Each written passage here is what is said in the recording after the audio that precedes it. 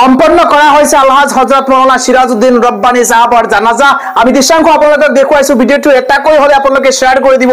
মাত্ৰ কিছু সময় পূৰ্বে 6:30 বজাৰ লগে লগে এইখন পথাৰতে সম্পন্ন কৰা হৈছে আলহাজ হযৰত মাওলানা সিৰাজউদ্দিন ৰব্বানী সাহাবৰ জানাজা। আৰু জানাজাত দেখিবলৈ পোৱা গৈছে লক্ষাধিক লোক একত্ৰিত হৈছে। এয়া দৃশ্যাংশ দেখিলে আপোনালোকে অনুমান কৰিব পাৰিব এইখন জানাজাৰ নামাজত কিমান মানুহ একত্ৰিত হৈছিল।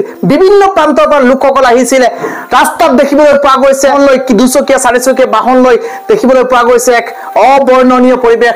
আমি আপোনালোকক দেখুৱাইছো জানাজাৰ কিছু মুহূৰ্তৰ পূৰ্বৰ দৃশ্যই আপোনালোকে চাওক। আৰু এইদৰে জানাজাৰ নিশাৰ আন্ধাৰতে যেতিয়া 6:30 বজাৰ লগে লগে এইদৰে পথাৰৰ মাজতে আলহাজ হযৰত মাওলানা সিৰাজউদ্দিন ৰব্বানী সাহাবৰ জানাজা সম্পন্ন কৰা হৈছে। বিভিন্ন প্ৰান্তৰ পৰা লোকসকল আহিছে, ছাত্ৰসকল আহিছে, বিভিন্ন প্ৰান্তৰ পৰা আলিম সমাজ আহিছে, বিভিন্ন প্ৰান্তৰ পৰা আত্মীয় কুটুমসকল আহিছে।